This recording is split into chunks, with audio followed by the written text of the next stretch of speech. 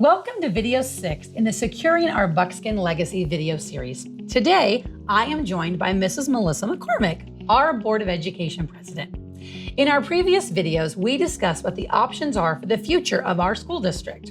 In this video, we are going to discuss what future finances would look like if our voters choose to add a Buckskin High School. Melissa, thanks so much for joining me today. Thank you for having me. And Dr. J, before we jump into the high school expense topics, let's explain again what our 4 funds are in our school finances. Okay, we can do that. Fund 1 is where we pay for general operating expenses, salaries, tuition, bills, and utilities. Fund 2 is for teacher salaries, and that has to have a zero balance at the end of each fiscal year. Fund 3, as you know, is debt service, which we currently do not have. Fund 4 is capital improvements. What a lot of people don't understand is that we are told how we can and can't spend from those funds, and even how money is moved in and out of those funds. Now, on to the topic that everyone came here to hear about.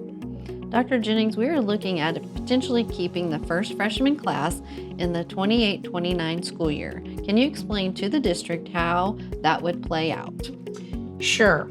If voters approved a bond to cover building the facilities needed, then the projected savings in tuition of $748,000 for that class could be kept to cover the salaries and benefits of those 9 new high school staff members that would be needed.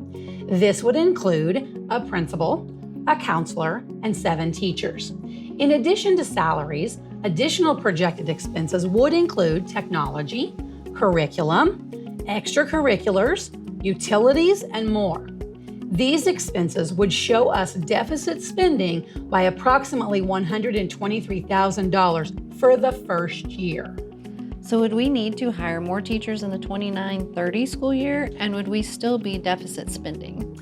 So moving into the 29-30 school year, when we would keep our 9th and 10th grade students, the tuition would have been spent around $1.4 million. Our projections show us having a surplus that year of $378,000 after our expenses, and we do not anticipate having to hire any additional staff that year. That's great. In the 30-31 school year, we would hire additional staff to help cover the 3 classes we would now have in our district, right? What would this do to our surplus and deficit at that point? Yes, that's correct. We would need to hire additional high school staff for that year. However, we still keep $2.16 million in tuition dollars locally in-house right here, resulting in a surplus of $173,000 after expenses. So then the 31-32 school year would be our final phase, right? Yes, that is right. In our final phase, we would have all high school grades here, 9 through 12. We would keep $2.8 million in tuition dollars in-house, and that would net a surplus of $389,000 of all the new high school expenses, including the possibility of a couple more staff members in that final year if they were needed. That's a lot of information. I know we have an opportunity coming up for the community to offer input about all of this. Yes, we do.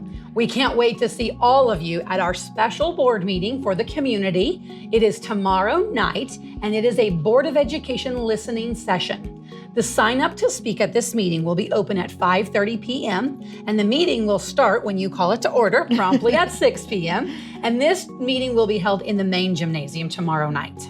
And as a reminder to the community, the board cannot speak at this meeting due to the legalities of an official board meeting, but we are very excited to hear your input and gather questions you may have. We will see you there. Go Buckskins!